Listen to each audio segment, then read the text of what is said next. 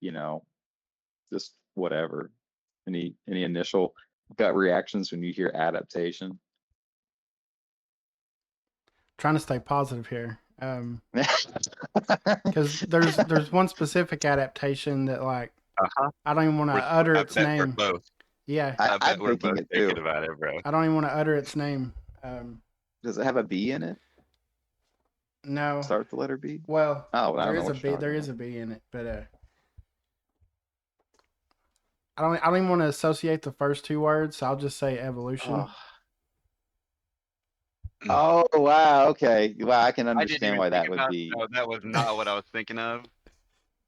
All right. Good morning, everybody. Welcome to Amongst Friends podcast. You got Nick, Brandon, and Barrett here.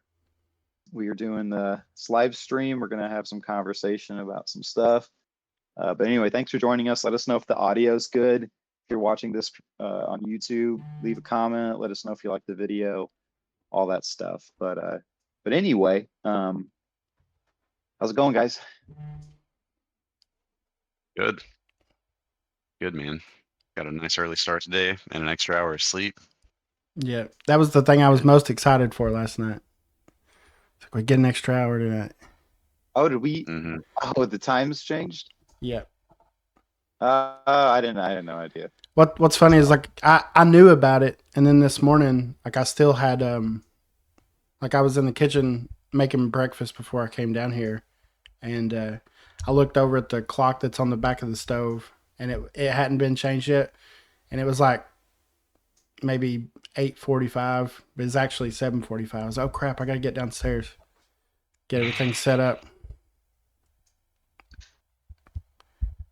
Yeah. Now that you mention it, I guess I am feeling that extra hour. I felt more rested than I expected to when I got up this morning. I was like, huh,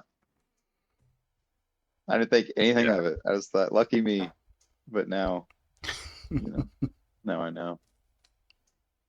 But Uh, no, that's yeah, good. I got that extra hour gave me an extra hour of Dragon Age this morning before we started. So Nice. Which we won't get into at this time, but nope. um, and you guys, you work today, right, Barrett? Sorry to remind you. Yeah. Yeah. Sorry to remind you. Sorry, I I stopped worked asking. I worked 14-hour shift yesterday. Yesterday was my Oh, Saturday of the month. And then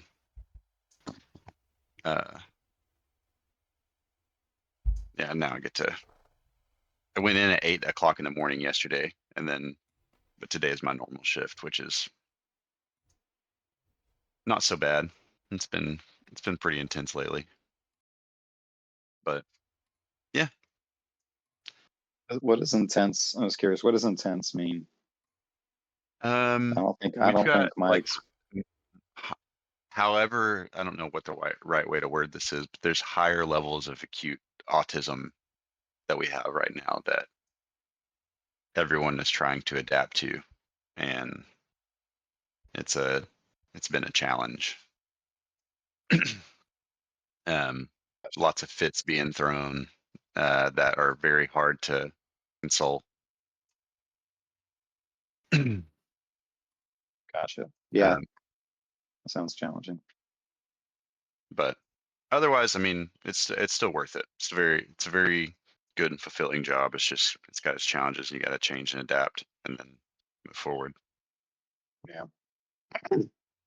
No, I hear you, man. Did you feel prepared for Mhm. that when you started it, or have you just kind of like adapted to what it I is? thought I did, and that changes every day. Yeah. I got you. uh, um,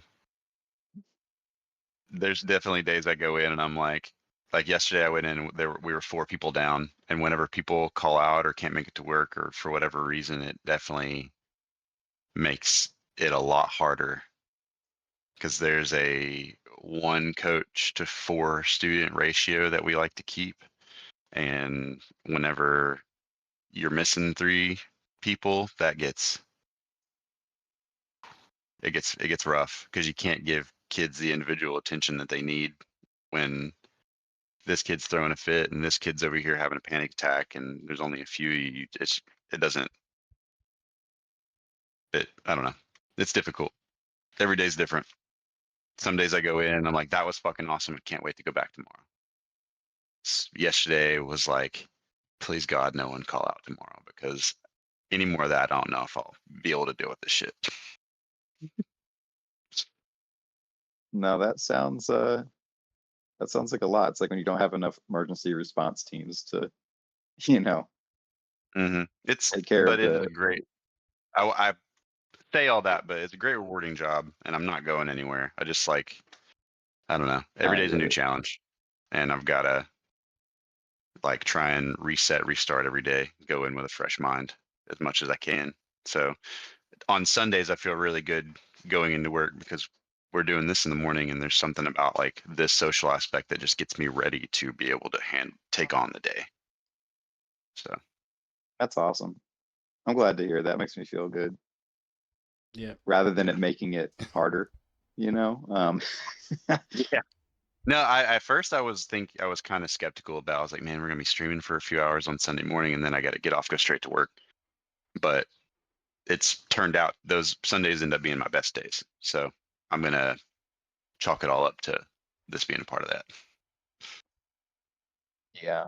I think the only thing I got to figure out is like getting breakfast in me and stuff because like I like scarfed down a banana earlier, but I'm like so that I don't burn out by noon, and then I'm rushing trying to figure out what to eat. And so I'm like, okay, Mhm. I need to like get a cup of coffee, eat something, and then I'm like good to go. Um, that's the only thing. Otherwise, I really like doing it in the mornings, and then we have like the whole rest of the day to do whatever we need to do, whether it's work or whatever.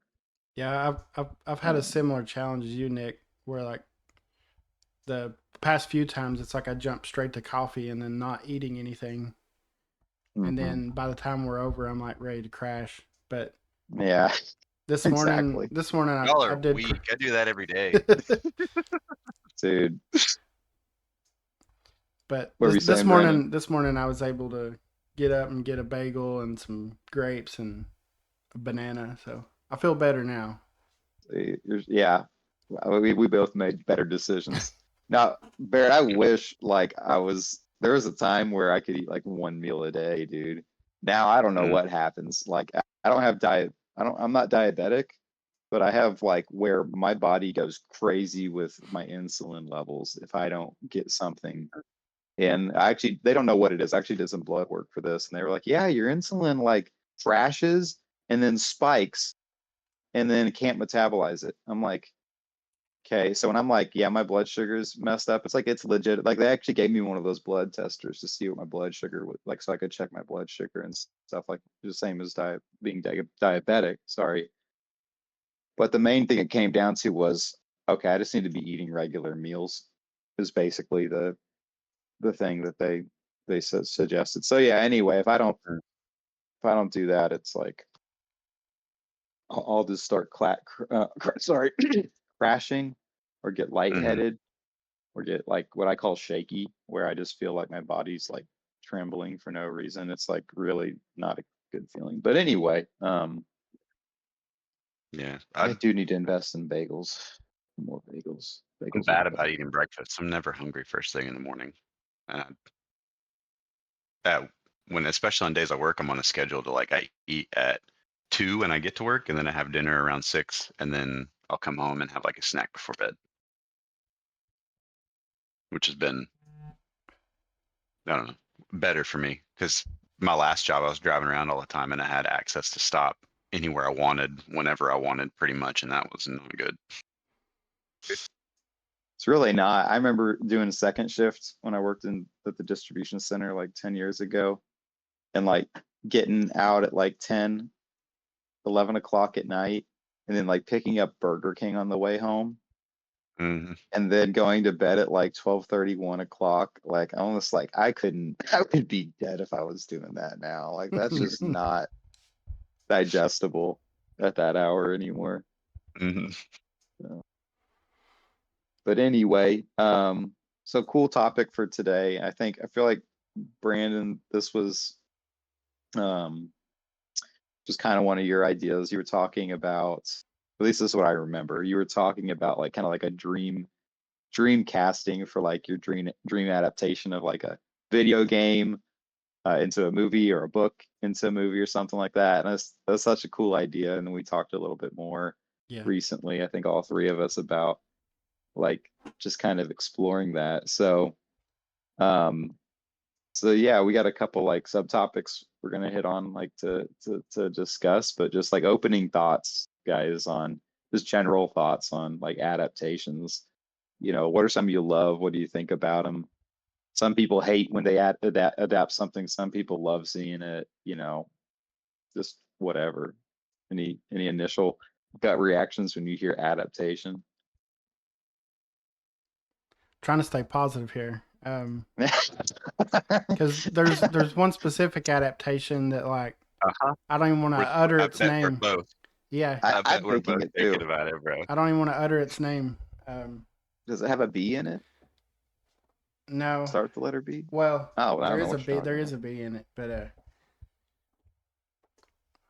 I don't even want to associate the first two words. So I'll just say evolution. Oh. Mm. Oh, wow. Okay. Wow, I can I didn't understand even why think that would about be. no, that was not what I was thinking of. That it doesn't really even deserve a mention. Those I thought they did a I did really good not know what job. was going on.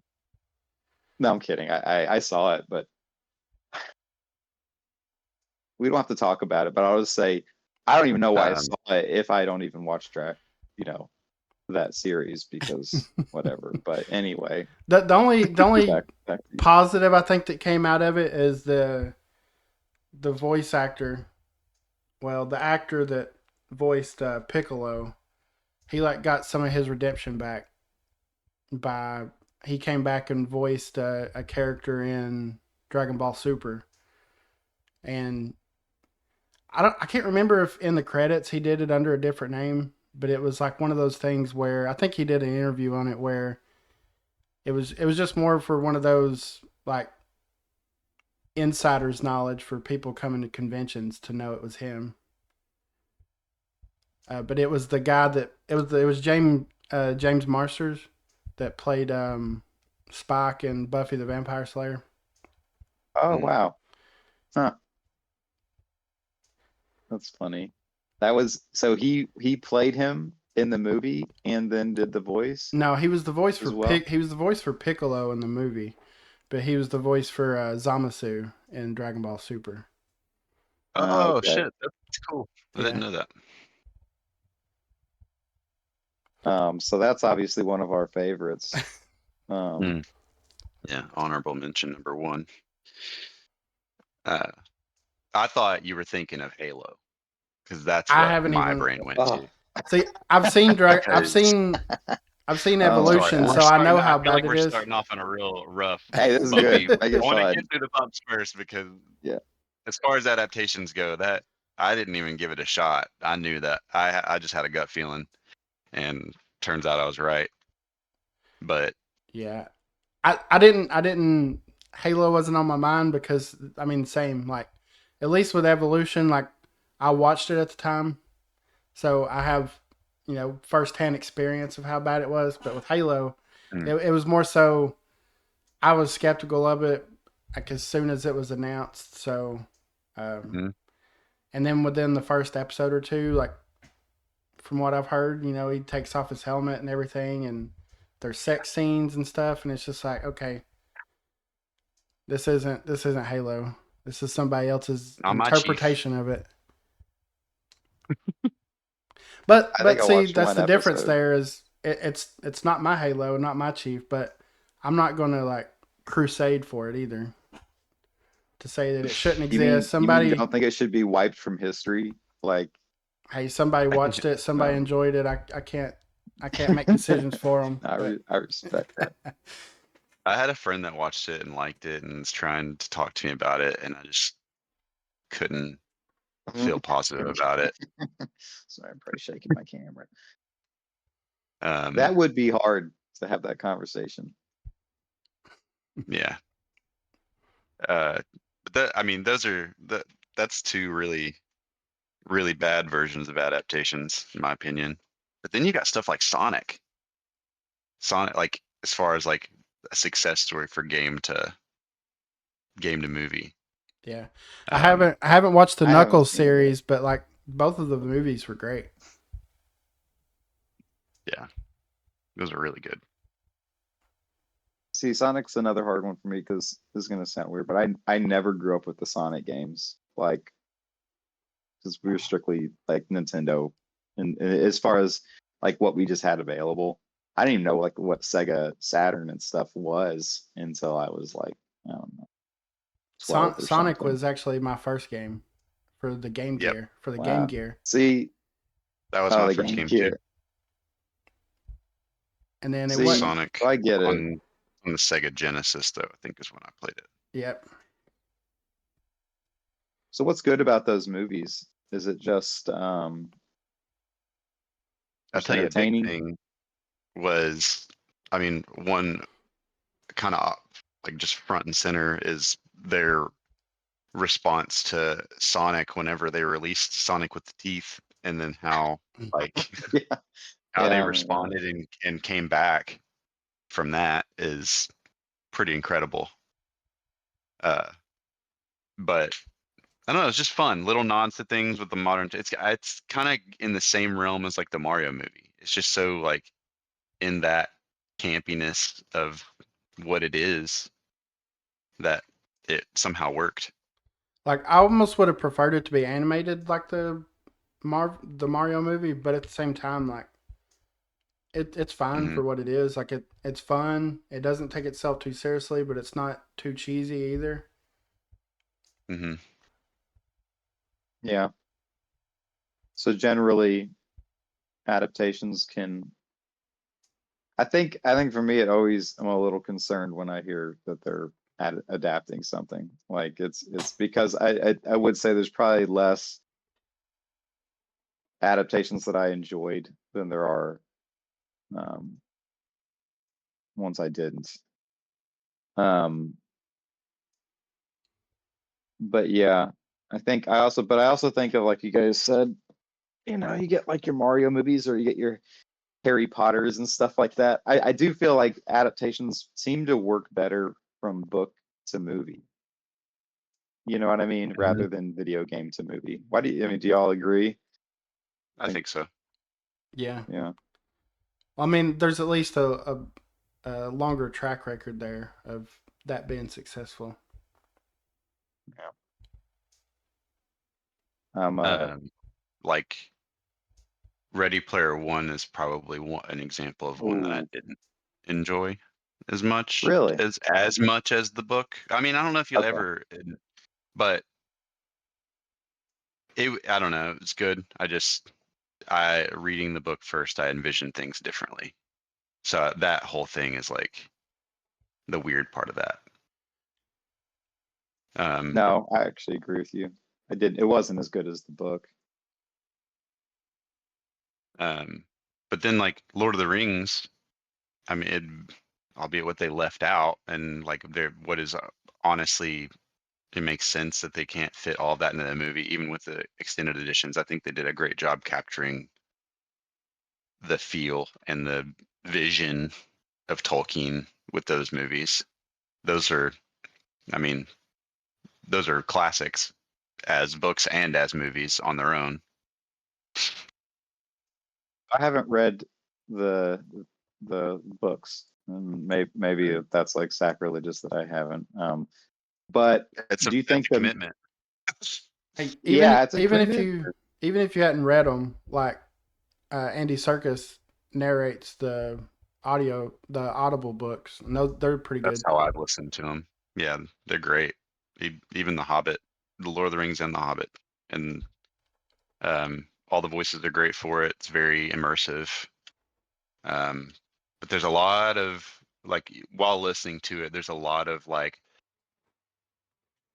you can get lost. I had to rewind a lot listening to that book just because if you lost your train of thought even for a second, and uh, you would I don't know, you'd be lost real quick in it. But very enjoyable. I didn't even dislike having to rewind because it just made it help it be a lot more clear to me. do you Those books are think great though. that one's. having read the. Go ahead. Sorry, go ahead. No, you go ahead. No, you go ahead. Sorry. Yes, sir. No, No, you. well, I was going to ask a follow-up question. I'll say, as people who've read the books, right, and seen the movies, so this is a good example of, or what I want to ask you is, are there things that the movies did better or improved upon than the books? I'm not sure if I asked that right, phrasing wise, but you Mhm. get what I'm saying. Well, that was actually kind of what I was going to say in the sense of like, um, I don't know if there's specific instances of anything being better, but it is one of those situations where the movie is just as good, if not better than the books in some ways that it is kind of hard to separate or, pick one side or the other. Mhm.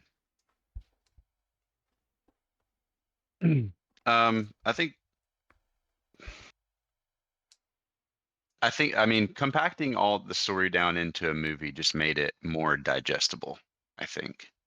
Because I feel like for me, I mean watching the movies first and then going back and reading the book, it does a good job of like helping me paint a picture in my mind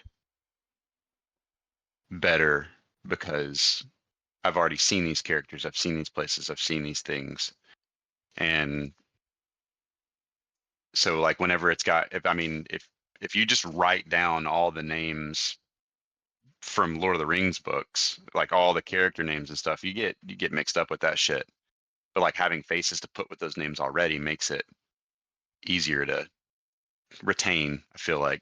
So with Lord of the Rings, watching the movies as a kid and then growing up and like listening to the audiobooks a few years ago, it was just bringing a more broad picture to my mind. So I think they did good in that aspect of like introducing a new crowd maybe to those books because I don't know if I would have ever read them otherwise. I would hope that I would have, but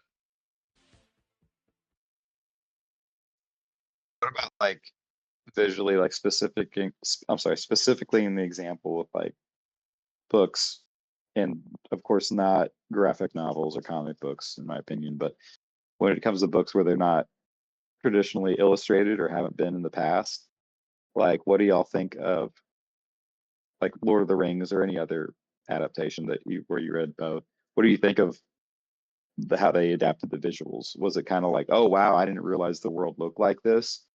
Or was there part of you like, oh, this is exactly how I imagined it? Like, what are your feelings towards seeing adaptations like that? And what do you look for to like see if you appreciate the direction they went?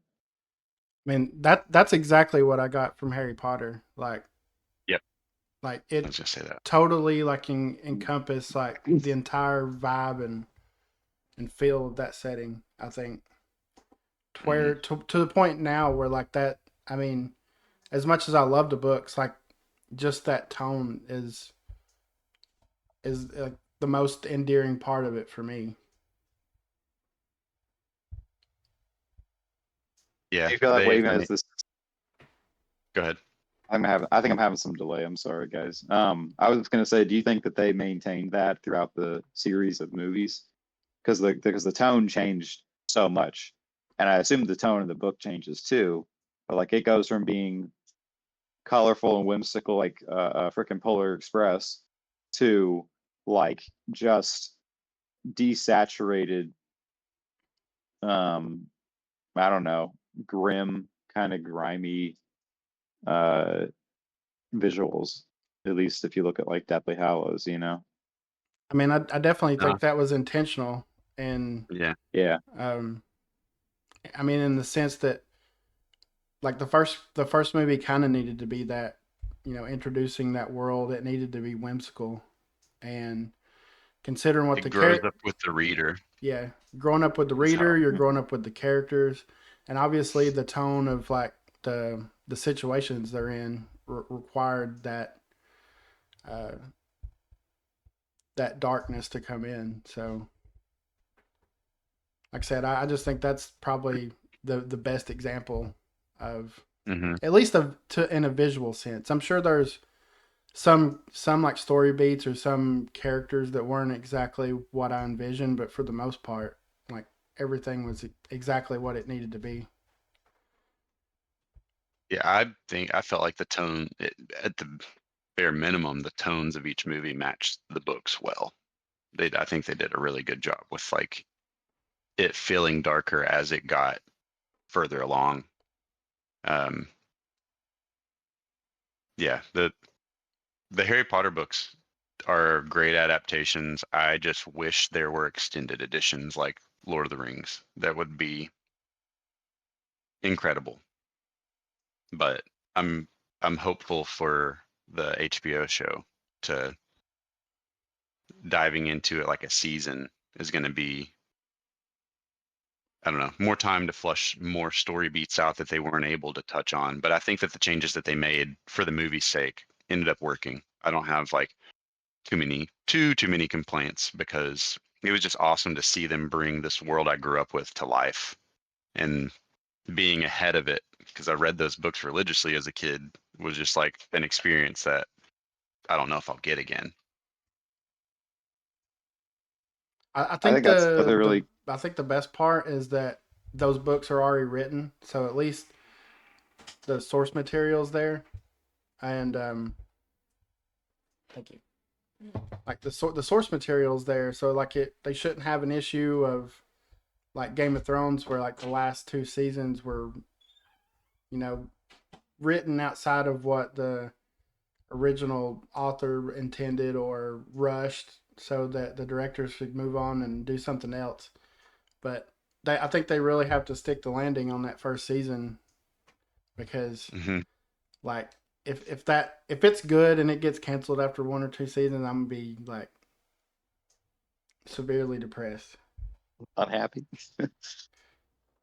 Yeah, I mean, it seems like they're setting up for the long haul with it, but it's also the day and age we live in where people can not like something for, you know, intense reasons and it just gets shut down because of it. Ruins everybody's fun. It's very, it's depressing.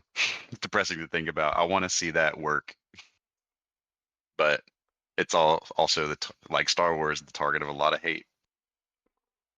Yeah, I mean going into it, like there's already nothing's been shown, nobody's been cast, nothing, and there's Mm, already like a negative cloud around it just because of the author. yep. Yeah, yeah. I don't know. There's controversy is so popular these days that it's like part of the whole package when anything happens, period, which is just that just speaks to the time we're living in, I guess, but it's not something I grew up with. Like anytime there was an announcement of, oh, they're making a Mario Brothers movie, or shoot, Dinotopia. I don't know if you guys ever read those books. Mhm. But I did. And maybe that was a homeschooler thing. I don't know. But they did like a TV show on ABC and stuff. It was like, oh, this can only be good. And Mm. it took a while growing up to be like, oh, there's a lot of ways they can really make this a disaster in ways like you can't even imagine. You're like, how just do that, just do the book, right? Just do the comic book. And like don't do anything stupid, right? You're just like, but then you see these adaptations, and I'm sorry, but Halo is one of those for me, where and I'm not even the biggest Halo fan, but I was like, just do what the games did and just get the guys who did like the cutscenes, the Blizzard cutscenes or whatever, just do that like for an hour and a half. Like, what, like, am I missing something? What's so hard But about that? I don't know. It's Yeah. I don't know. I think a big part of it is there's probably a lot of egos behind the money that costs to make those movies, and everybody wants to have their own fingerprint and go like, well, this is my rendition of it, and I want to kind of like put my own spin on it and stuff. And I get that. I think that a lot of artists are like that. Um, but it's not usually, in my opinion, a good thing. Mhm. I think there's a sense in which like, yeah, you have to adapt it for a movie because it's shorter, right? Or you have a certain amount of money you can spend on it. There's just not enough time to get everything in there. That makes perfect sense for me. But when it comes to just like stylistically changing like what's at the core of the story or what gets focused on like throughout the course of the movie or show.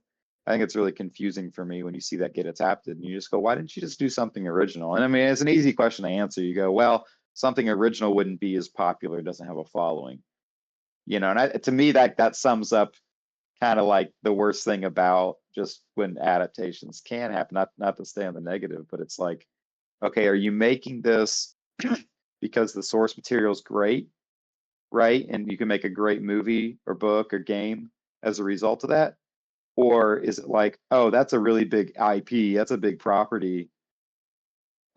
We should really, you know, cash in on that. It doesn't matter if it's similar or has any of the same principles or anything. Let's just kind of like try and get on that while it's big.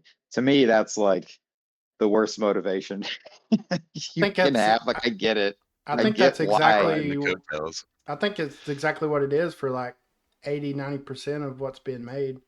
Now it's not to say Mhm. that the writers and stuff aren't trying, No, I but know, I agree. there's definitely somebody up top that's saying, "Man, we're sitting on this IP. We've got to do. Why not have X, Y, and Z of it?" Like, um, Mhm. I think and to that point, I think the problem with the Halo show is more so the direction they went. Like, if they would have made that series like around ODST or Reach, and like Chief was like more of like a set piece instead of like the main character, it would have been better. Like, not Mhm. necessarily a direct comparison, but like take like a slasher movie like Friday the 13th, for instance. It's like Jason's not on screen every scene. He doesn't have a whole bunch of dialogue. And I'm not saying, like I said, not direct correlation with, Chief just showing up to kill people, but um, You just made I, me want a Master Chief horror movie, though, but I real mean, I, bad. I From the think perspective something, of the With, covenant. with Oh, give it. That's so oh cool. my God, yes.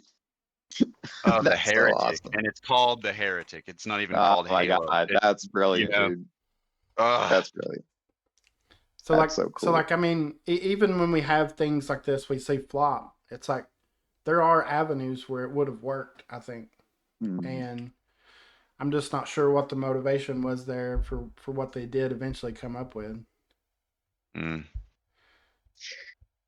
Yeah, I See, mean, I really, that that'll be one of my dream whenever we get into like adaptations, what they could have done. I really But like that idea though of like, you know, okay, let's say for example, let's say you do a Mario Brothers movie, which they have. Of course, you know, just having Mario and Luigi star and all the main characters is great. But like also like what about a movie that's just about like the Koopas, right? You know, and or something like that, and this follows one Koopa. Like I think that's really cool too. That's like a really creative way to like both you're expanding on it, right, and creating and doing something really creative because that movie could be about anything, right? It didn't have to be about what the narrative or the struggle or the goal is of the games. It could be its own story, but it's interweaving or touching on things that are happening in this other story. Like that's to me, I think that's like my favorite type of adaptation because there's so much less they have to do and they just have to get like a couple things right. Like it just comes to like some of the design or the tone, depending on what it is. And it's like then they can go almost anywhere with it. And I mean sometimes I'm sure that can be bad. I can't think of any examples right now. But overall it's like that's really neat. Like, you know, you've got this thing that kind of just builds on your fandom and what you love about it, but it gives you a different perspective. And there's less to get wrong, I think is the thing. And I hate to be negative like that, but it's like you are when you do a straight adaptation, you're looking for really key things. Otherwise, there's really not much point in there being an adaptation. So I think as an individual, I think we look at things that way. I know I do. And it's like, okay, it's going to need these couple things right. Fine if they do all this other nonsense. That's cool. But just get like this and that right. That's it. You know? So yeah.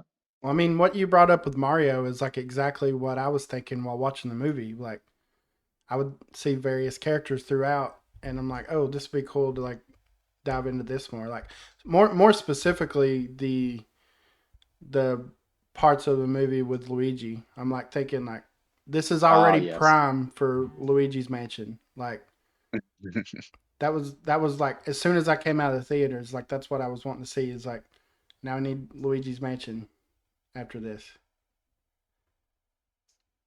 Yeah. We'll probably get more into this later when we talk about Dream adaptations and stuff. But man, if Luigi wasn't the most wonderful casting choice, in my opinion, like Yeah. he almost embodied Luigi more than Luigi. I don't know how the smart way to say that, but like it's just No, like that's one of those like almost typecasts that is so perfect. We didn't even realize how perfect it was until you put his voice behind that character. the writing was also great. I loved the angle of him just worshiping and idolizing Mario. Yeah. Um, I thought that was I love that brotherly love that he had for him, and what did he say to Bowser at that one point? I can't remember. He said something like Bowser's like, do princesses like him?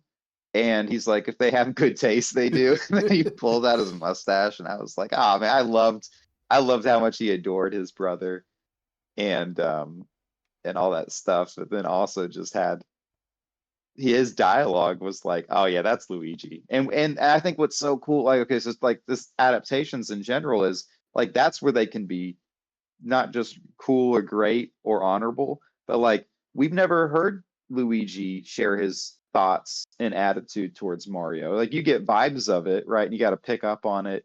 There's been dialogue in the games, but then you do this movie and it's like he's saying things he's never said before, sharing thoughts he never imagined, but you're going, "Oh yeah, that's absolutely Luigi."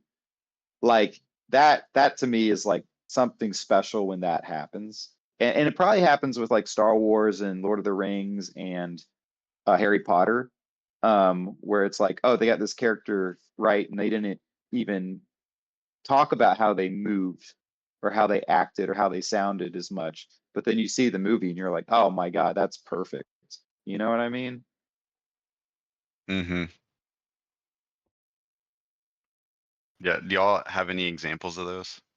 Who's like perfect for the role that they were cast for? Man, that's a great And question. like for any specific movie or what? Any like adaptation that you were like, Hmm. I mean, I don't know. Yeah, that's a Even great like with question. the knowledge you have now about both the original source and the adaptation, like who got casted the best? The first one that comes to mind is like Ryan Reynolds is Deadpool to me at this point. That's a good one. Bingo. That's a good one. Yeah. Yeah. Born Um, born for the role. I can't say the same necessarily as much for because I think they kind of changed it afterwards. But with Robert Downey Jr. and Iron Man, like I don't know that necessarily that was I don't know that it was the best casting for the character they had, but they definitely like started writing the comic character and all the animated stuff to resemble Robert Downey Jr. afterwards. Um, Hmm. I think Um, sorry, Bear, go ahead. I was gonna follow just on the superhero train real quick and say, like, I know this isn't the number one, but I remember while watching it, I was like, wow, as many times as I've seen this guy in general, this I think is the acting role he was born for, and it's Peacemaker and John Cena. oh yeah, that was great. He was great. I was like, this is where he belongs. This is it. I haven't watched the show yet, but I thought he was a real standout in that most recent Suicide Squad movies. Mhm. He's always seemed to I'm be a sure pretty talented actor. I never even watched that. We just went straight into Peacemaker one day, just kind of on a whim and without even the context from the movie. Like in that show, I'm sure he was great in the movie because that show He was like was. fucking hilarious and just like he was great. He was great in the movie, but I don't necessarily think that movie was all too necessary in the sense like lore wise. Like it was one of those. Suicide Squad. Yeah, like it was fun. It was a fun movie, but I mean, in the sense of like that show, Oh I don't yeah, necessarily. I it's don't think not. it was necessary in the sense of like Yeah. needing to watch it. It didn't feel like it. I mean, we didn't feel lost watching it, and it had enough of a setup to kind of get you where you need to be. Yeah, So there was like a recap at the beginning of it, I believe. I think the first thing that came to mind when you talk about casting, and I know we've talked a lot about this, but Final Fantasy Rebirth and remake, the voices for all the characters are just they're so good and right to me that when I go back and try to think about how they sounded in my head prior, they just sound like they pretty much do now. Like I can't even remember if they Yeah. sounded different, especially Barrett. Like I mean, he sounds exactly. He sounds more like what he thought he'd sound like. It makes me feel like there was audio dialogue in the original game. Like it's always been like this. Dude, yeah, no, that's because it's pretty much. I mean, I think maybe there was a time when Cloud took me a little bit of time, but okay, here's the thing. With like Cloud, for example, I don't know if I ever had a good idea of what I thought his voice sounded like. Right? Like I thought he maybe sounded monotone, really kind of serious. But like as far as the pitch and like and stuff, I think like It the doesn't sound too game. much different from Kingdom Hearts to me. That's the Cloud sound I hear. Like, and even Mhm. from, I Yeah, mean, I've never listened to them side by side. I know it's different voice actors, but like they're the I same. Like the there's a same. consistency there. Like Yeah. the attitude is the same, the cadence is the same. Like it's I don't know. Hey, you guys want to know something crazy? Maybe, I think you probably already know this, but you know Sephiroth in the first Kingdom Hearts is played by Lance Man. Bass. Yeah, I mean, I think we talked about that actually. Now that I think about Which it, but he's another one where it's like I don't remember. I need to go back and listen to it. But Sephiroth, like the casting options, just like they're so good in the Seven remake series that it doesn't sound like they've ever been different. Like this, it's something about it is like instantly. This makes me. I don't know. I hear this across all the versions of these characters I've seen. I don't know if that makes sense, but no, it does. It does. like they embody the characters, I guess, so well that it like almost overwrites the dialogue from previous games, and I only hear this version of this voice, I guess. Here's a thought though. Like, okay, it's like Batman. Okay, everybody who's played Batman, I think, has done so in some type of interesting or unique way. Like even the worst ones, I'm sorry, which to me is like George Clooney or maybe even Val Kilmer, like just didn't make me think of Batman at all. You know, now we got this whole multiverse thing, and it's like you can appreciate whether it was good or bad. You can kind of appreciate that it happened just because it gives you so many different flavors of the character. But and like this may be a hot take. I still don't feel like I've seen the perfect Batman in the sense of where they nailed Batman and they nailed Bruce Wayne. Like certain Mm. actors did it great with one, but I was kind of like not like, oh yeah, that's Batman to me, or that's Bruce Wayne. Like they did one of the personalities really well, and the other one's like, yeah, not. It's not that I thought it was bad or I didn't that I disliked it. It's just that it didn't wasn't like the Robert Downey Jr. thing where it's like, oh yeah, Yeah. that's them, you know, not for Well, they haven't for found him either. Batman. That's why we've only had one Iron Man That's such a and good 17 point. Batman. That's great. That's interesting. They're still looking for him, Yeah, yeah. they're right? yep. That's what Batman's DC's thing is. They're having a hard time like filling all those spots. Certain characters, I think That's a they've good done point, okay man. with it, but they're still Wow. searching for that. yeah. Wow, that's a good point. I never thought of it that way. Batman is the has been the trickiest one.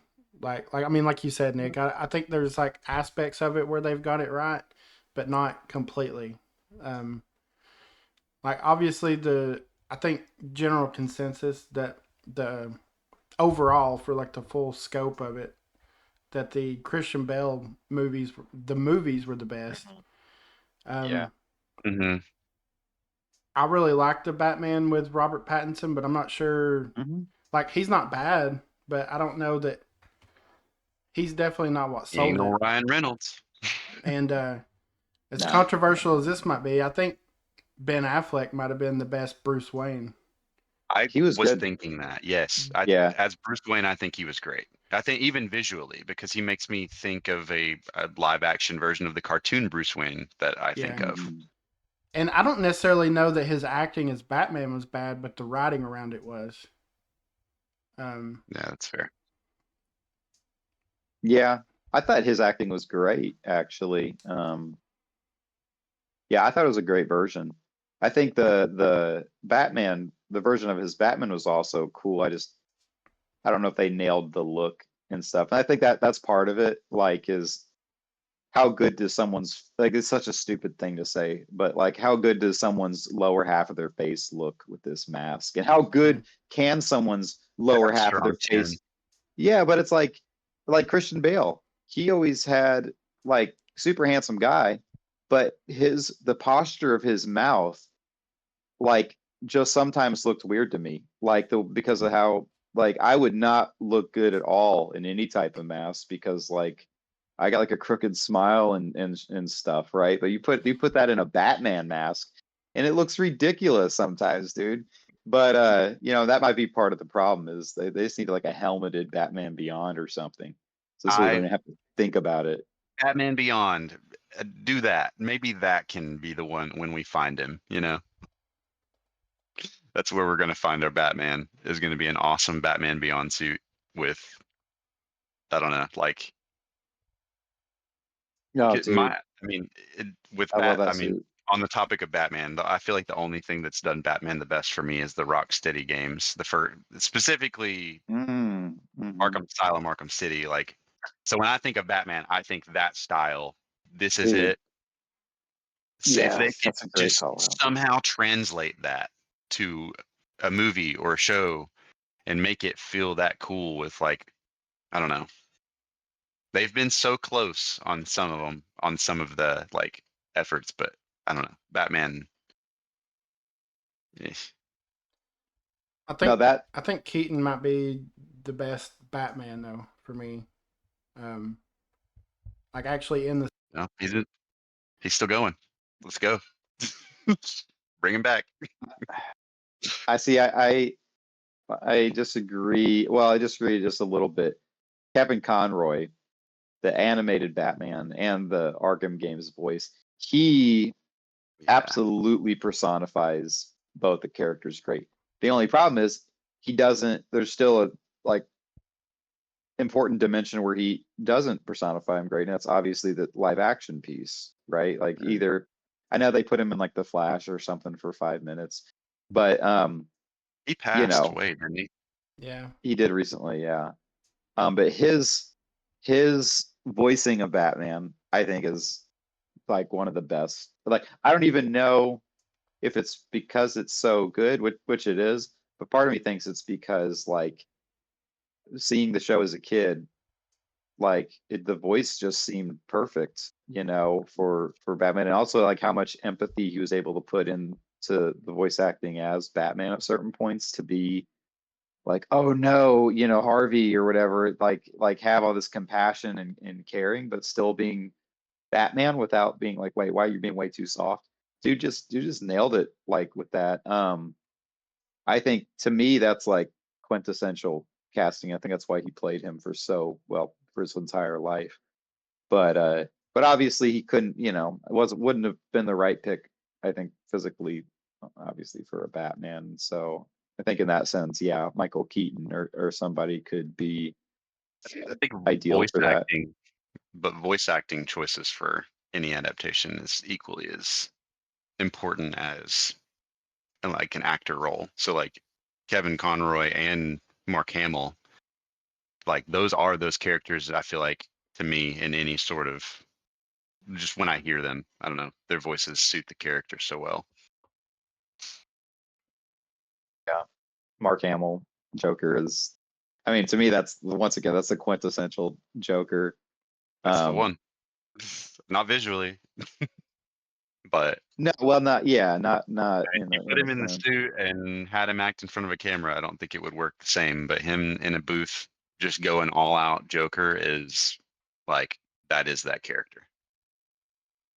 He also helped, in my opinion, like when I saw Heath Ledger in Dark Knight, I thought he really, how to say this?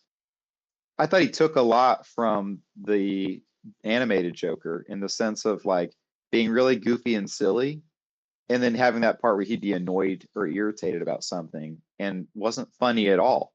Like that was a really cool thing. And maybe they've done all the Jokers have done that, but like I thought he was different as Heath Ledger's Joker was, it was bouncing between scary and hey, this is funny and don't take me seriously, and then to just absolute psycho, like don't want to mess with this guy, and he's very much in control and strong. I thought that you saw that same thing in the animated Batman series because Joker would frown all the time, right? Like I remember if he was saying something or was bothered by something or mad at Batman, and I was like, but he's still the Joker in those scenes. Where some of the adaptations of the Joker, he's always laughing or something, and I'm just kind of like, okay, we get it.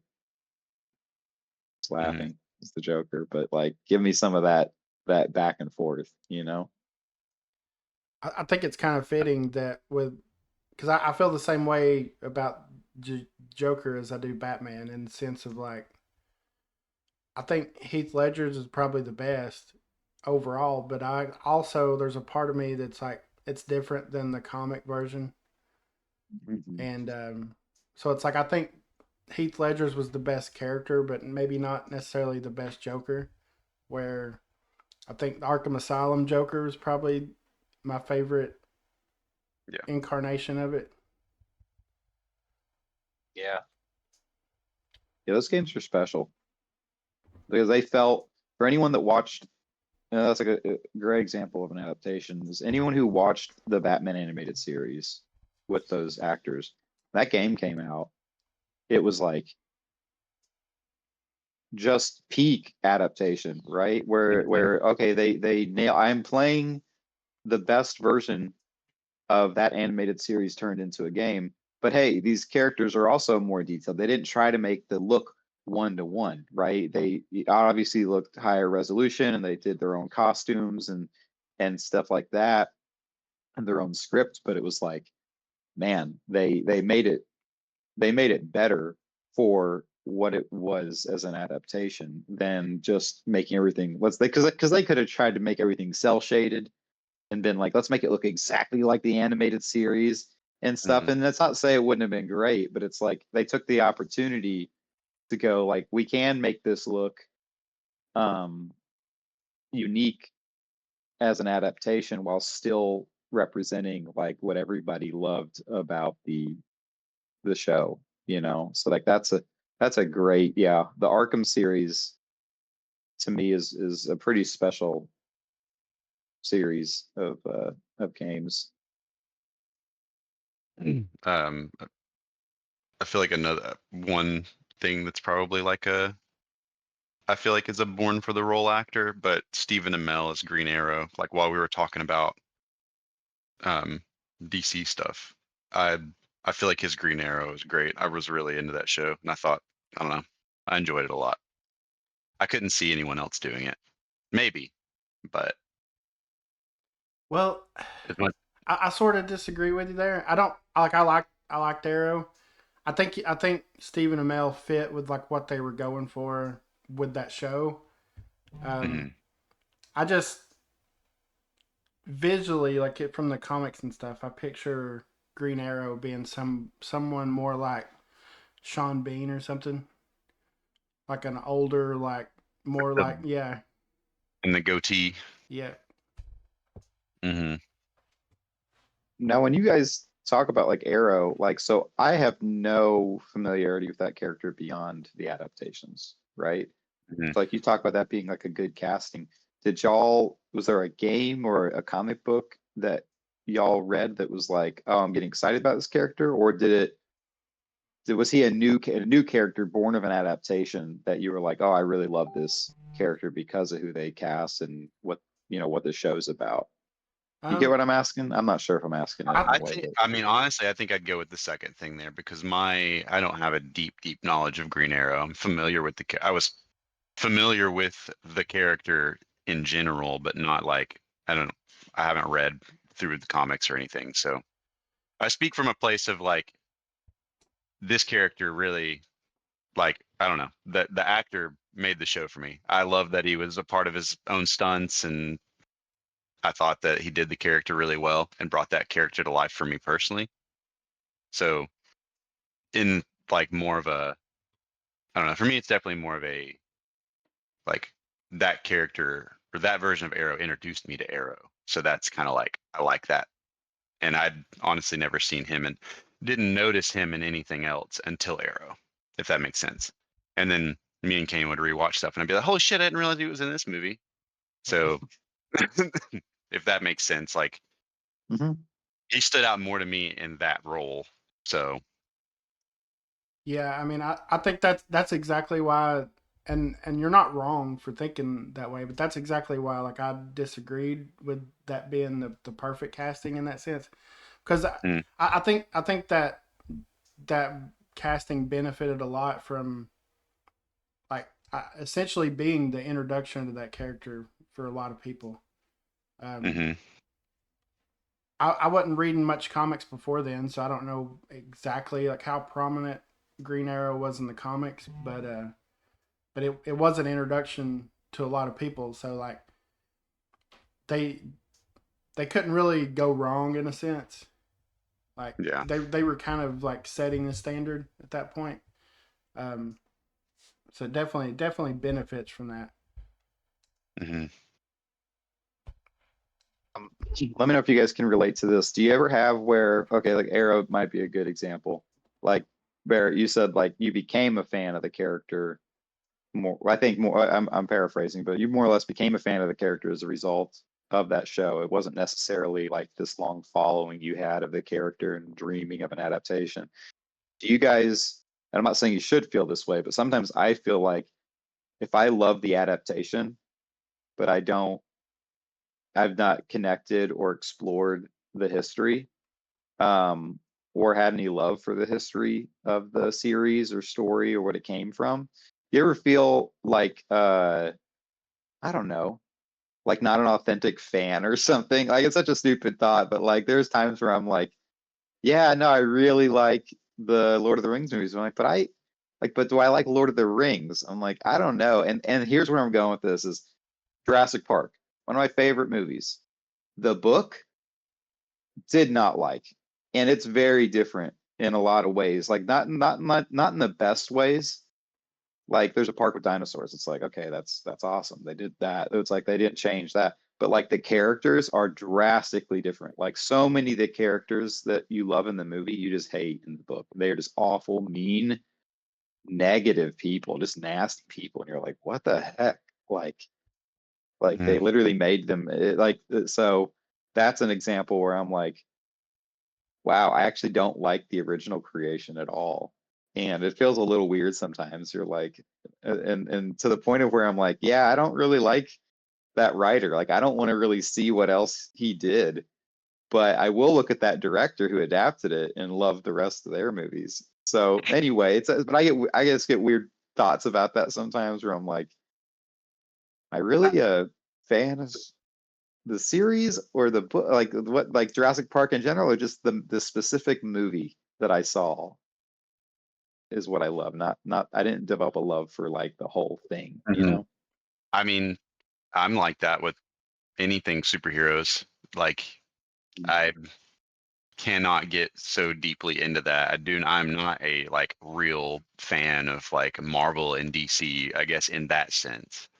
But there are gateways that I'm like, oh, this is, I do like this. I do like this part of this. I do like this part of this. Like, where like, whether it's CW's like Arrow and Flash, or if it's um like the Spider-Man movies, or like, but it doesn't make me not, I would say like I'm not like I'm more engaged in other big, you know, things that take up my fandom space. So I'm okay with being a fucking halfway fan of other things without like feeling like I don't know, without feeling too much about it. You know what I mean? I wouldn't think so much of it as being like a halfway fan. Um, because I've definitely felt that way about stuff, but I would more so call it, being a, for the lack of better terms, just like a casual fan versus like Yeah. an enthusiast that's going to like Mm. seek out interviews or behind the scenes Mhm. stuff or diving into different versions of the adaptations and stuff. Um, Yeah. I wish I had enough space in my brain or felt like I had enough space in my brain or time in the day to be able to do that with more things because I think those like other properties really deserve that, and I would enjoy them more if I did do that. But sometimes it's more well, and comfortable to I've stay. kind of like I've kind of used that thinking with how I am playing video games where like Horizon, uh, like with the Horizon games, for instance, like that's why I didn't necessarily mind just like beelining straight through the story and didn't really mess with any of the side stuff because the gameplay is really good, but I didn't really ever connect as much with the world or the characters. Mhm. Whereas like with Final Fantasy, just this year, like I mean, just in the past 8 9 months, like I've seeked out like every possible like piece of content I can find and watched it backwards and forwards to know all the ins and outs of it. Well, that kind of probably answers my next question, but I was going to say, are there adaptations that kind of worked in reverse for you, of where like you saw or played one thing and then you started exploring it and you're like, oh, like what I discovered is I love even more than what introduced me to it. Or and with that question also, like what kind of things do you find inspire you to go explore series? And I'll give you an example of one is like for me is where I just get completely infatuated. I'm looking over at my bookshelf like um Dead Space, right?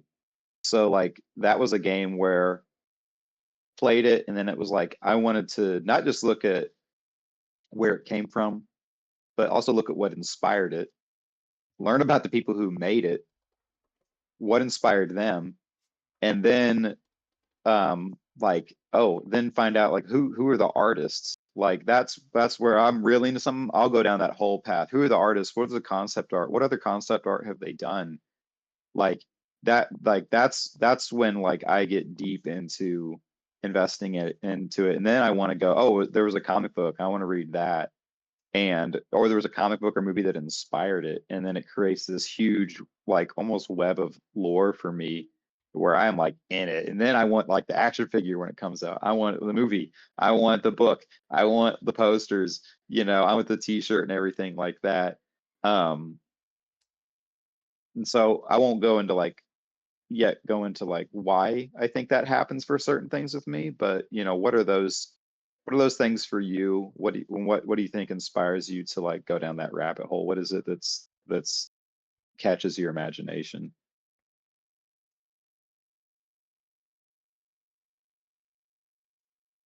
I mean, I know with Final Fantasy, it was like strictly just the characters in general.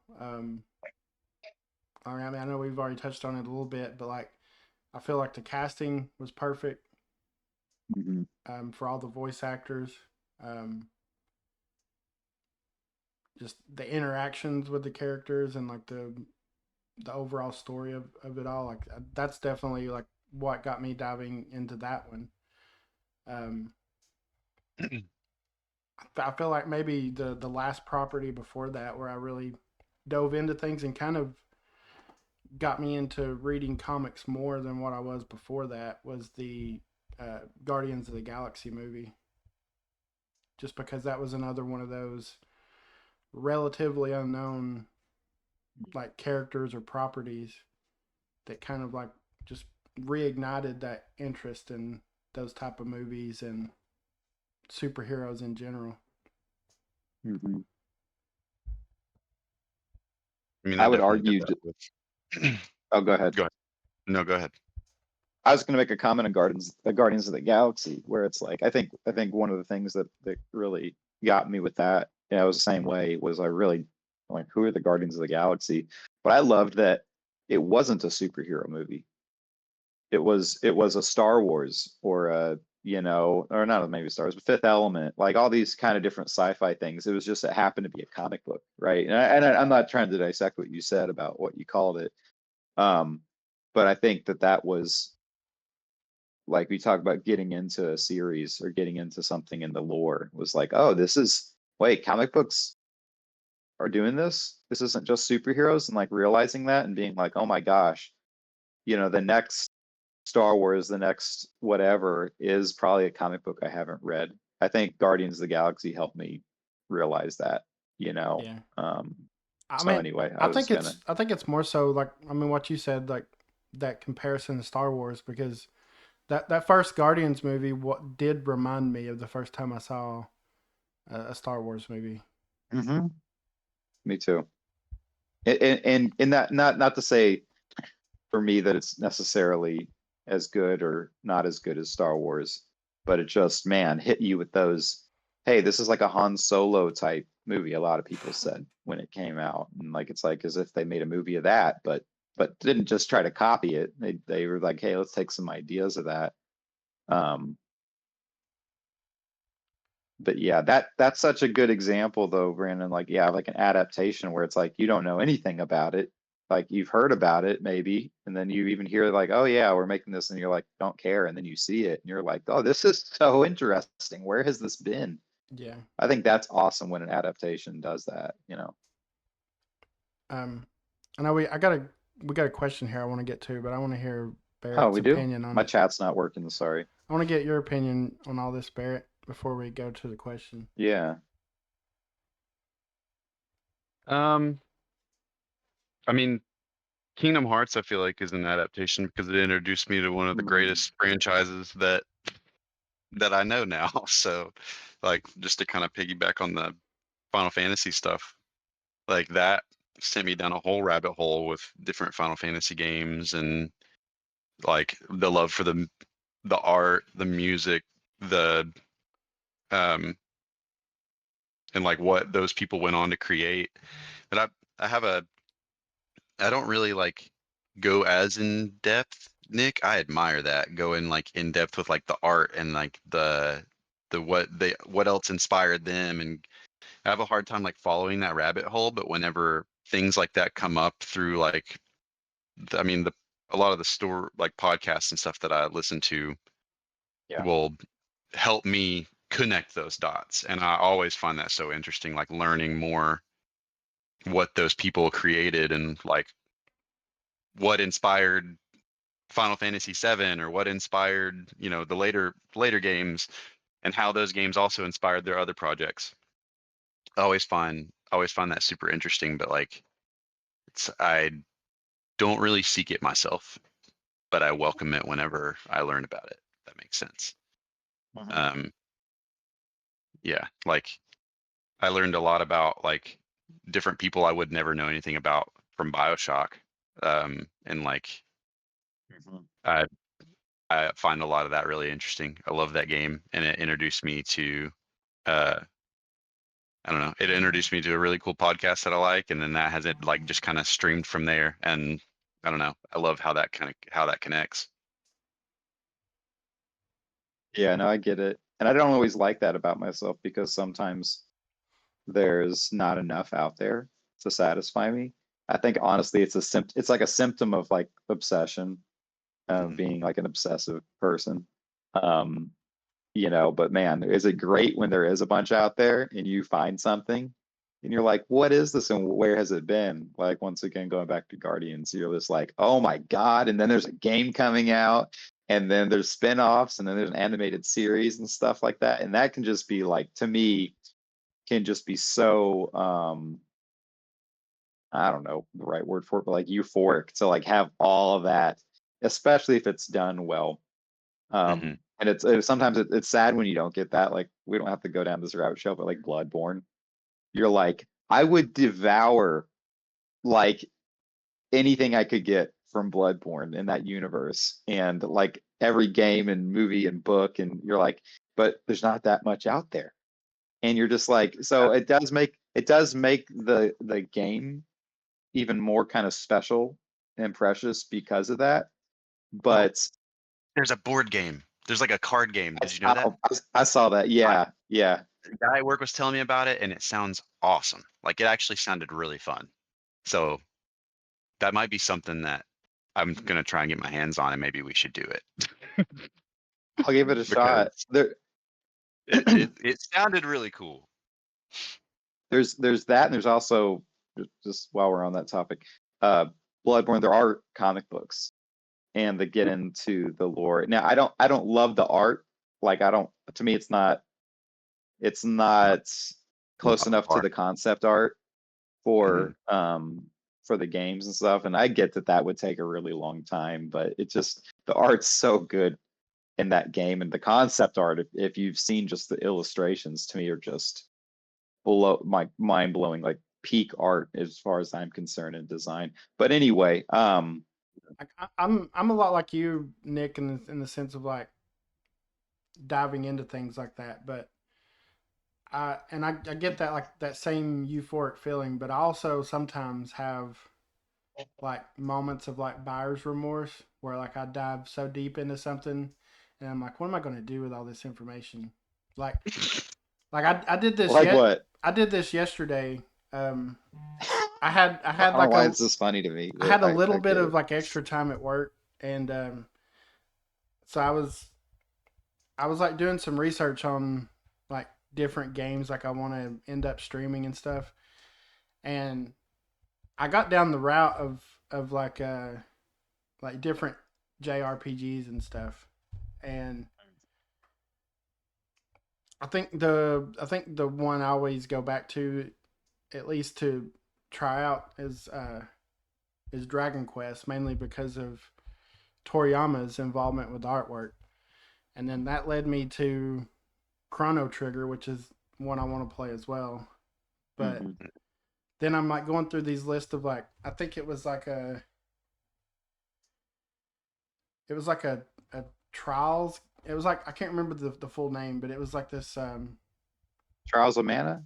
No, it wasn't that. It wasn't the Mana series because I definitely Oh, I okay. want to My play it bad. too. But it was I can't remember the full name, but it was more so like I was like going through Wikipedia pages and I'm like, well, this game is like chronologically before this one, but then they didn't release the third game in America, or they only released like the fifth game in America, and then like there's 15 other games that never got released, overseas. And there's like a few times where like I'll go so deep into something like that, and it's like 3 or 4 hours later, and I'm like, why? What am I going to do with this? And why did I need to know all that? I do that a lot too, Brandon. Though, like I mean, I guess in some of the information I have is not relevant to anything that I do or anything that I like really involve myself in, but similar on like just random JRPGs and how things are connected and shit like that. Like I feel that. Yeah, I totally feel it, and maybe I'm like right now I'm thinking about it and go maybe I don't I don't I don't think I've spent as much time thinking about like the time I put into that. I just know it's stimulating for me, Hmm. and I think it to me it comes back to a place of going like when I like something, I want more of it. Until either I feel I've fulfilled something in myself of like getting as much out of it as I can, or I've just burnt out on it, and I feel like, okay, that had some cool stuff about it, but it's not one of my all-time, you know, big interests or something like that, and that's fine too. Like if Um, I've ever got like dead time and like access to a computer or Wikipedia or something, like it's like an endless rabbit hole of like, okay, let's look at this movie, and then this actor played this character in a different movie, and then that character was or that actor was in a movie with somebody else that's adapted from a book that was written by so and so, and I'm like, sometimes I gotta flush some of that information out. I get that. I guess I don't ever have a point where I feel put off or overwhelmed by that.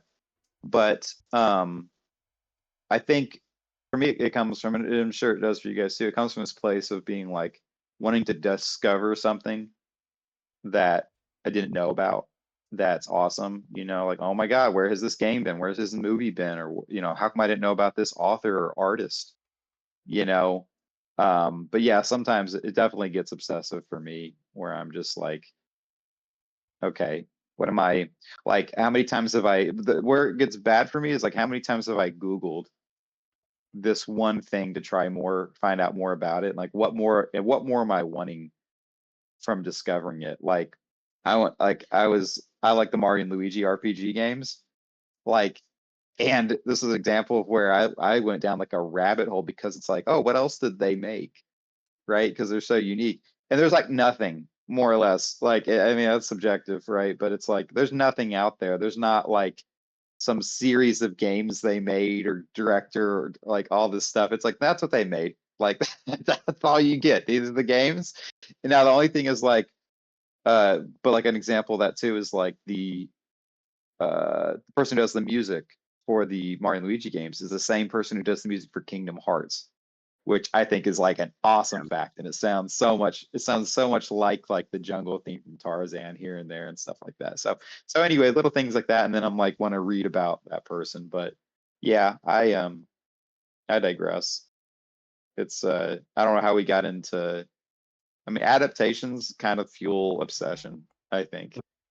Yeah. Is something for me. Um, Brandon, you wanted to, I'm sorry, Barrett, go ahead. I was just going to say, I was I gonna know bring there's a that up too. question in the chat. I was gonna bring that up. Okay. Go ahead. Um, so the question we have from Miss Killigan is, what do we think about anime being remade in live action, like Detective Pikachu, Dragon Ball, or Avatar? And we've kind of already talked about Dragon The first Ball, 5 minutes, and I feel like are the first like 5-10 minutes we're talking about Dragon Ball. But det like on Detective Pikachu, I that's one where like I didn't agree with everything, but I just love seeing it brought to life, so I had no argument. Like like I could nitpick. There's things, yeah, I wish this was better. I wish certain Pokemon weren't fuzzy whenever they didn't seem fuzzy, um, or you know, but as a whole, like just seeing a Pokemon world brought to live action like that, magical enough to where like it kind of washed away a lot of my doubts and things I was upset about with it. It's not like those things that I had qualms with weren't the end of the world. It was cool enough to see this getting the attention it needs. yeah, yeah, that movie came out like right after Deadpool did, so like Ryan Reynolds like coasted into that one, I think, and Oh yeah, I didn't like that casting, but I mean that's a but good point. I still like that movie for the same reasons you did, is in the sense of just actually seeing a lot of those Pokemon in live action. Um, one of the most endearing parts of Pokemon to me is just the idea that a lot of these creatures are real, or relate to something in real life. So that's something I've always been curious in seeing, is actually seeing those Hmm. animated creatures being adapted into live action. Um, so I mean that was the best part about those movies. And the amount of them that they included was just really cool. There were so many, and Yeah, ones that you wouldn't expect to have been given the time. Like someone had to animate that and give that the attention, and it was just cool to like see that. I remember being like talking Pikachu. yeah, Okay, okay, but I remember that thought too. Like, sure, we'll do um, that. yeah, I mean, also didn't love the casting. Ryan Reynolds is charming enough though to not make me hate it, but also I'm like, why does he have to talk? Um, there's context can be given different ways, so I don't know why they felt like they needed to do that, but I mean, it tells why, but I don't know. I did like that movie a lot though, and it's still like it's one that I can't wait to show it to Ollie. She hasn't seen it yet, Yeah. but Yeah. I, she may have seen it, but it's been a long time. She probably doesn't remember it. I definitely don't think that Ryan Reynolds was necessarily a bad casting. Like some of it came down just to the specific dialogue where it was like they told him we want Diet Deadpool in parts of it, and He was okay with that. it probably would have benefited from being somebody else. Yeah, Or just not talk. I'll If never it was agree with Meowth, that decision. Yeah. if it was Meowth, that's the only that's Ah, or a Mew. I mean, Mewtwo makes sense, but like I don't know, giving a Pokemon that sort of autonomy that like of a personality like that that's never had it, but there was someone that did have it, and this could have been a different perspective type deal. I mean, that would have been interesting to me, but yeah, I don't want to rabbit hole on the things that another thing about it, the things I didn't like about it, because just thinking back to like the spectacle of the movie, I loved. I came out of it positive. just thinking about like anime adaptations to live action in general, which Miss Killigan said kind of is like the root of the question. I think like generally I don't think they get it right. And I think the reason they don't get it right is because like they just try to adapt it to live action. I don't think they like a lot of times they stop and ask themselves like why was this awesome? And a huge part of it is the visuals, right, of anime. And it's like as soon as you stray a certain amount from that, it just like doesn't work for me. Like, okay, if you don't capture the visual look right or make it doesn't necessarily be right, but it has to be like just as good. But they don't quite hit that with a lot of the movies. And so I'm like, well, that's a missed opportunity. Specifically with Detective Pikachu, that's like the best example too, though, of like doing exactly what I want from an adaptation and then not doing what I want from an adaptation in the sense of like, I love that they went down this this route of like, let's do a mystery through this world, and that's how we're going to introduce it. We're not going to get into all the like, this isn't just a big lore dump. This is like it's already established, it already exists, but we're going to do this plot line, getting to see how all that stuff happens within a mystery that they're looking into was really cool. Like I was like, that's kind of what I want to see more of when they do these adaptations. The things that once again, like it didn't get right was like, well, talking Pikachu, Ryan Reynolds, yeah, that does not remind me of anything important about Pokemon. And then even further when they get to the point where they explain why there is a talking Pikachu, you're like, wow, that's pretty outside of the realms of possibility that I was aware of. So, it's Yeah. like at the end of the day, it was about going, okay, cool, I get to see this Pokemon world and what it could look like. And is it perfect? No, but that, neither was the animated series. Um, but yeah, that is a good example of it was worth Uh, it for what you got out of it, in my opinion. But I mean, like outside of that, have either one of you like seen an anime to live action adaptation that was good? Like, is there one that stands out? I confess that in my teen years, I loved and hated at the same time the Deadpool adaptations. I think they were like, or not Deadpool, Death Note. Death Note adaptations, because I remember just really loving that series and loving that it got an adaptation. I can't remember quite how bad they are, but I know that they weren't well received. But at the time, I loved them. I just was like just taking more and more of that. Um, and then whenever, like, I remember what was it like 5, 6 years ago, they did a Full Metal Alchemist, and I remember just being like, oh no, that wig. There's just a lot like anime, if like specifically anime translated into live action. I don't know how you can do it right. Because a lot of it is the stylization of the characters and things that you can really only pull off in something that's drawn and animated.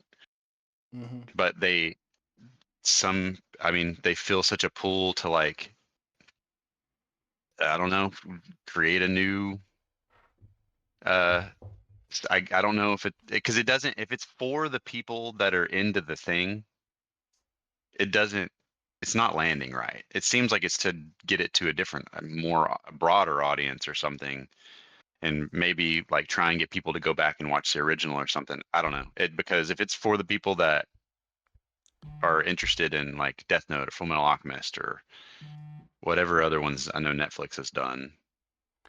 I mean, there's examples of where I've heard it's done right with like One Piece. I've heard good things about for the most part, but still there's chunky moments where it's just like that doesn't. I don't know. I struggled with Avatar. I watched the first episode and was like, you know, I'm not gonna watch the rest of this. Um, I don't know. That's a hard one just because I've not seen it like, I don't know. I've not seen Japanese anime to live action that has ever really worked for me, if I'm being honest. It's like whenever, like I said, when I was younger, I liked the Death Note stuff, but I don't think I would now if I rewatched it. I think that was just my like teen angst.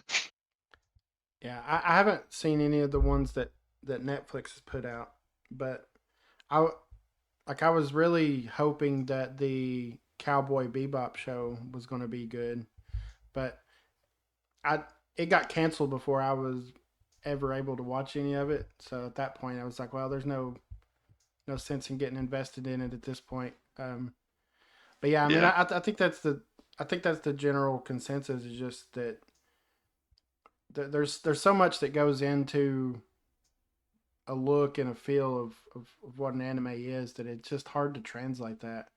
Um, I yeah, I just don't know that. I don't know what would be the difference maker, or unless they're just trying to like do like a one for one, like scene for scene, like adaptation. Like that would be something I'd be interested in seeing, just to see, just more as like a proof of concept to see if that works.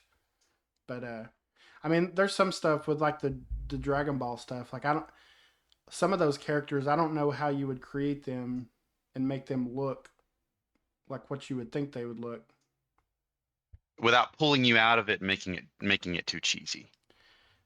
I mean, Because there's the some, animation is forgiving for, like, if something is cheesy, it's an anime, it's a yeah. cartoon, it's supposed to have this cheese to it. There's something that takes you out of it, of the immersiveness of it, whenever it's live action acting like a cartoon and it just being, I don't know, like, it just doesn't land the same way. I think either I can't think of an anime where I both liked the anime and liked the movie. It was one or the other. So like the only one that comes to mind that I thought was really good was Alita Battle Angel. Like, and I thought that was just a really good like high fantasy, science fiction-y type movie. But then I was like, oh yeah, great adaptation. And then I'm thinking, wait, I didn't read any of the or read any of the manga or watch any of the anime or see any of the anime movie that was based off of. So I was like, well, I don't know if it's actually a good adaptation or not because I don't have any compass of the original. But I guess just on paper, I would say of the things that have been adapted from anime, that's up there for me. I think that's a really fun, high quality movie for the most part. I think you touched on part of it there about, you know, you said you didn't read or see any of the manga or anime before watching that, and that could be a reason why. Like if you're a casual audience that sees some of this live action stuff first, it may not be an issue. And I think that leads into the question we got from Miss Killigan about why do they keep making live action when they've yet to really be successful. And I think, you know, I think from what we talked about earlier, Mike, Yeah. it might just be an issue with the CEO sitting there and, well, we've got this property that we can make a lot of money off of. That could be part of it. But I think what you said kind of leads to some of that. Like if they can get some of these casual viewers in on somebody just to randomly watching one of these Netflix shows, to then go, oh, let's look at the anime, or let's buy the manga and start reading it. I think both of those things are, big contributors to why they keep trying to do Hmm. it. Just brings into attention to the franchise in some way or another. Yeah. Yeah, I think, in my opinion, from what I've read, to answer the question of why do they keep making them, I think the answer probably has a lot more to do with business than anything else. Because, for example, the toys that are sold to movies make a lot more than the movies, the margins on them and stuff, right? So it's like, well, okay, maybe we can make 100 million off of this movie, but we can make way more than that off the toys, the video games, the t-shirts, for example. Like t-shirts cost like I think like $2, $2 or $3 to make, you sell for 20. Like that's just like wow. But you have to build that following, I think, with the movie to get to where you can sell people like us all this other stuff, right? And like Sony's doing it right now with the PlayStation stuff. Like they make this big move to be like, okay, we can only sell so many copies of the game. How do we really make this a big property? And like, okay, we need TV shows, we need toys, we need comic books, we need art books, we need soundtracks, we need adaptations. And it's like this big move to be like, okay, we gotta grow it that way. And it's like, okay, the movies might not make back all the money, or even break even, but it's like, oh, but as we expand the property, which I know is super corporate, it's like they can sell the t-shirts and the toys, and that's where the money's ultimately going to come from. So some of it's, I think, is just an investment when they make a movie, is like just trying to build it out to be this bigger thing that more people know about, so that they can get them to latch on to these smaller pieces where they make bigger profits. And yeah, kind of sucks, but it doesn't suck when they do it really well, and that's like, or when they do release that one thing that's really awesome. Like I didn't love the movie adaptation, but the comics are really great. The novels are actually really awesome, and just like but the consistency to that is just all over the place. It's different for everything, like BioShock. I'm like, okay, great. Like they can't give me enough BioShock. Book was great, but maybe this thing over here, I can't even think of anything. Actually, most of the BioShock stuff has been awesome. But this thing over here wasn't, and it's like, so why would they do that? And it's like, well, they don't really know what they're gonna do well until they do it, you know. But Mhm. Yeah. anyway, that's my thoughts on, I guess, why that But happens. that's also how we get to things like you were mentioning with, like with the Mario movie, for instance, just making a movie about Koopas. Like that's how we get there. Is like, these properties get their foot in the door with, like, you know um, like Star Wars is the biggest example. I mean, well, or maybe even Marvel too, but just Hmm. the ability of, like, the movie franchises, branched off into, there's like a specific, like, side of that's just toy collecting. Um, but I think stuff like that gets us to the point where we can have a show like The Acolyte, and uh, there's like all these various shows that are like branching off, and Mhm.